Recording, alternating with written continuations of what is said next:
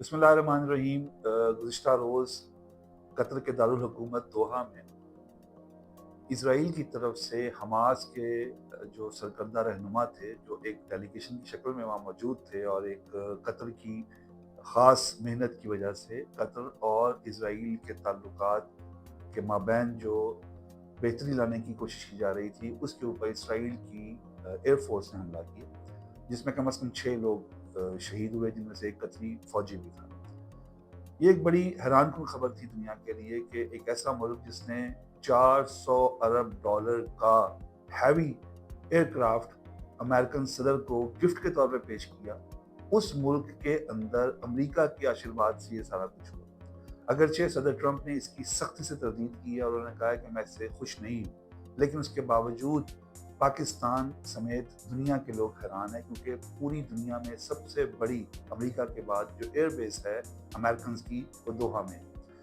उनकी बगैर आशीर्वाद की कैसे पॉसिबल है कि 15 जहाज़ों ने मिलकर हमास के इस अहम मसले के ऊपर एक हमला किया जिसमें लोग भी मरे।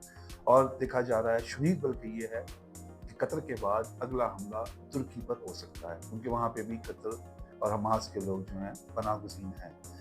इस पूरी सिनेरियो के अंदर अगर हम देखते हैं तो ये एक बड़ा अजीबो-गरीब वक़्त के तौर पर हमला हुआ, और इस हमले के असरात जो हैं वो पूरे खलीज तक जाएँगे। देखा जा रहा था कि ईरान और इसराइल की जंग में ईरान एक पार्टी था और इसराइल एक पार्टी था, जबकि अरब ममालिक जो थे, गल्फ़ और ख़लीज, मशरिक़ वस्ता के तमाम, वो एक खामोश फ़रीक की सूरत में ईरान की मुखालफत में भी थे और इसराइल की हिमायत में भी थे। लेकिन इस हमले के बाद कतर की तरफ से जो बड़े सख्त बयान आता है, यूनाइटेड नेशन की तरफ से सख्त बयान आता है, और उसके अलावा जो OIC है, इसकी तरफ से भी सख्त बयान का सामना इसराइल को किया जा रहा है। लेकिन उसके बावजूद नेतन्याहू ने इस हमले की न तरदीद की है, बल्कि तईद की और कहा है कि हम आइंदा भी ऐसी हमले करते रहेंगे। देखना यह है कि इस तमाम सिनेरियो के अंदर अरब कंट्रीज़ जो है, अरब ममालिक जो हैं, उनका इत्तेहाद क्या रंग लाएगा? क्या उसके खिलाफ कोई बात की जाएगी या नहीं की जाएगी? या हमेशा की तरह अरब ममालिक जो हैं वो खामोश बैठे रहेंगे? ये एक सवाल है जिसका जवाब हमें तलाशना है।